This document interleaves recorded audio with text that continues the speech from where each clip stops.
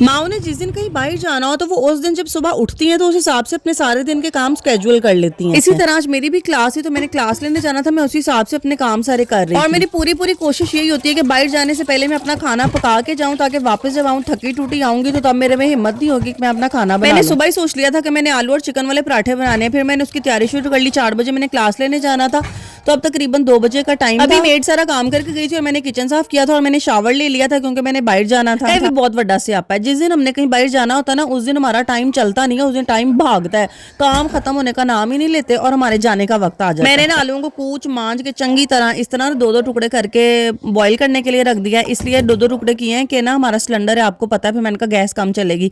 फिर अंदर मैंने चिकन भी डाल दिया, मेरे पास ना चिकन थोड़ा है, आप लोगों के पास अगर ज्यादा हुआ तो ज्यादा डालें ना, मैं आपको पता है कि घर में जो चीज़ होती है उसी में अरेंजमेंट कर लेती हूँ ताकि ना मुझे बस ये हीले बहाने नहीं आते कि ये चीज़ नहीं है तो ये नहीं बन सकता। अगर आपके पास वो है ना गोश्त क्या कहते हैं हड्डी वाला तो वो भी आप डाल सकते हैं। मेरे पास ये बोनलेस पड़ा था लेकिन थोड़ा पड़ा था, मैंने कहा चलो कोई बात नहीं, थोड़ा है तो चलो कोई बात नहीं।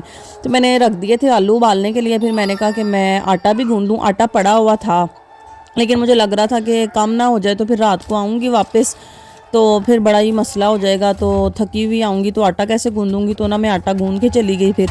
और आलू दूसरी तरफ ना अभी बॉईल हो रहे थे। बच्चों ने भी सुबह का नाश्ता किया हुआ था, उबैद भी स्कूल से आ गया था, उसको भी खाना बना के देना था और बच्चों ने भी दोपहर का खाना खाना था। मुझे यही फिक्र होती है कि जब मैं बाहर जाऊँ तो कुछ ना कुछ बच्चों का पेट भर के जाऊँ, क्योंकि जिसके भी हवाले मैंने बच्चे करने हैं पता नहीं क्या कहते हैं उसके पास टाइम हो बच्चों को कुछ खिलाने का या ना खिलाने का टाइम हो। तो इसलिए ना मैं कोशिश करती हूँ कि जब बाहर जाऊँ या तो उनके लिए कोई चीज़ उसको दे के जाऊँ पका के कि आप इसको खिला देना, या अपने हाथों से ना बच्चों को खिला के जाऊँ। फिर मुझे ये भी टेंशन थी कि बच्चों को भी अभी रोटी बना के देनी है, फिर मैंने उनको रोटी भी उबल गई थी और मैंने ना सिर्फ 3-4 आलू निकाल के बच्चों को 2 पराठे बना दिए, सिर्फ नमक डाल के और इनको मैश कर लिया और पराठे बना दिए। मैंने कहा इनका पेट भर जाएगा, वापस जो असल रेसिपी है ना वो वापस आके मैं फिर अपना खैर से इतना टाइम हो गया था, मैं लेट हो रही थी, फिर मैंने कहा कि बाहर से मैं अपना बाया भी ले आऊंगी। मैंने कल धो के सूखने डाल दिया था क्योंकि मुझे पता था मैंने कल जाना है। तो फिर नया मोबाइल का क्या कर करना शुरू हो गई। पता नहीं जिस दिन बाहर जाना होता है ना उस दिन तो घर के काम ही नहीं खत्म होते। क्या स्यापा मैं थक टूट जाती हूँ, सुबह से उठी हूँ बाहर जाने की तैयारी कर रही हूँ, लेकिन ना बाहर जाना भी सिर्फ और सिर्फ 2 घंटे के लिए, लेकिन उस 2 घंटों के लिए ना पूरा दिन के स्यापे में मैं थक टूट गई हूँ। पता नहीं मुझे तो कभी कभी ऐसे लगता है कि मुझे ना मैनेज नहीं चीज़ें सही करनी आती,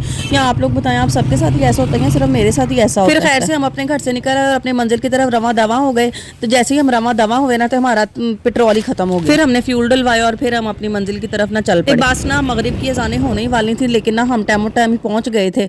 या अब हम अपने कॉलेज पहुंच गए हैं तो फिर आगे सर साहब बैठे हुए थे, तो वो हमारा लेक्चर अभी शुरू नहीं हुआ था। मैं टाइम से ही आ गई थी, बस थोड़ा सा ही लेट हुई थी, लेकिन लेक्चर शुरू नहीं हुआ था। लेक्चर शुरू होकर मुक भी गया तो ਅਸੀਂ ਹੁਣ ਘਰ ਚੱਲੇ ਆ ਤੇ ਘਰ ਅਸੀਂ पहुंच भी गए हैं तो ए ना बज गए ने 8:30 बजे तक का टाइम हो भी गया है।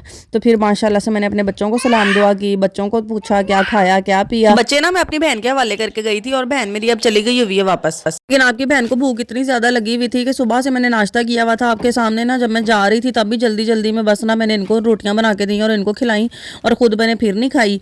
तो फिर ना मैं फटाफट किचन में घुस गई, मैंने कहा चलो जी चल बस यही। और एक ना माँ की जिंदगी होती है, सुबह से उठी हुई हूँ, अपना होश नहीं होता, बच्चों का ये कर लो बच्चों का वो कर लो, बच्चों को खिला लो, फिर चले जाओ और फिर वापस आओ और फिर दोबारा कामों पे शुरू हो जाओ। बस ऐसे ही जिंदगी ना एक औरत की गुजर जाती है। देर में माशाल्लाह मेरी परी भी सो के उठ गई थी माशाल्लाह। अल्लाह ताला ने ना औरत के अंदर वैसी बहुत ज्यादा सलाहियतें रखी हुई है, बहुत ज्यादा हिम्मत रखी हुई है। औरत मतलब इतना सब कुछ कर लेती है लेकिन वो थकती नहीं है सारा दिन, उसको कोई छुट्टी नहीं होती, ना इतवार की छुट्टी होती है, ना किसी ईद की छुट्टी होती है, किसी चीज़ की छुट्टी नहीं होती। तो अगर कोई मेरी ना मर्द लोग कोई वीडियो देख रहे हैं ना तो औरत की कदर किया करें। औरत बेशक घर के ही काम करती है लेकिन ना घर के काम करना, बच्चों को संभालना बहुत ज़्यादा मुश्किल है। ये आप लोग समझ नहीं सकते, ये सिर्फ औरतें ही समझ सकती हैं।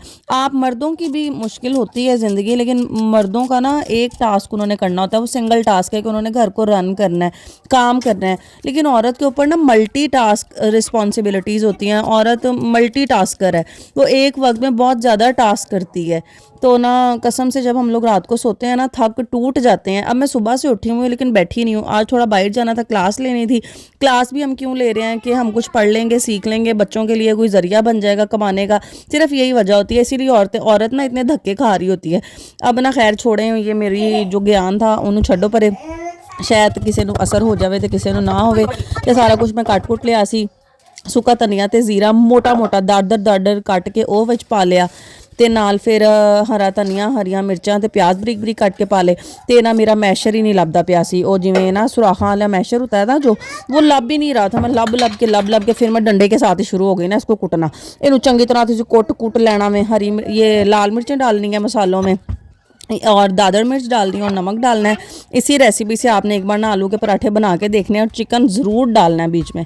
हड्डी वाला है तो हड्डी वाला डाल लें, बोनलेस है तो बोनलेस डाल लें, कोई भी चिकन है थोड़ा सा ही डाल लें, बेशक बहुत स्वाद बनते हैं पराठे। क्या मज़ेदार, ये पीठी चेक करें क्या ज़बरदस्त है। इसकी टिक्कियाँ बनानी है तो टिक्कियाँ बना लें या पराठे बनाने हैं तो पराठे बना लें। अच्छा सचिन, सारे स्यापों के बीच में एक वीडियो बनाने का स्यापा तो अलग मैंने अपनी ज़िंदगी में डाला हुआ है, वो भी तो बनानी होती है ना। कभी कैमरा इस पासे रखो, कभी कैमरा उस पासे रखो, तो वीडियो भी नाल नाल बनानी होंदी है औरत ने।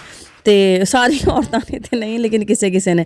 मैं ना पराठे वो 2 पेड़े करके कभी भी नहीं बनाती, वो पहले बनाती होती थी, लेकिन ना अब मैं साल हो गया ये नया तरीका सीख लिया है। क्या स्वाद पराठे बनते हैं। इस तरह थोड़ा सा इसको संभालना मुश्किल है, 2 दफ़ा मुश्किल होगी, लेकिन फिर बहुत मज़े के आला दर्जे के मज़े के पराठे बनते हैं।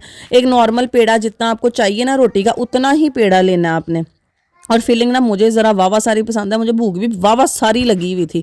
मैं कह रही थी बस ना कोई मुझे पराठा बना दे और मैं खा लूँ, मेरे अंदर हिम्मत नहीं थी अब खड़े होने की।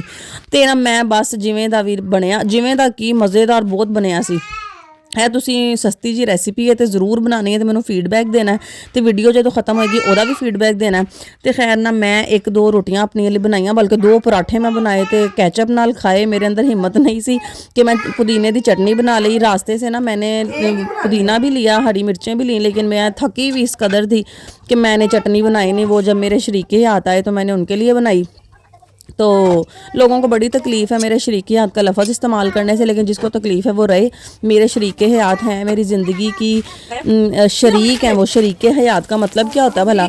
शरीके हयात, हयात ज़िंदगी और ज़िंदगी के मेरे वो हिस्सा हैं वो, ठीक है। इसका ये मतलब है। जाहिल औरतों जो कमेंट में मुझे ऐसे गंदे गंदे कमेंट्स करते हो ना, तो ज़रा तमीज़ किया करो।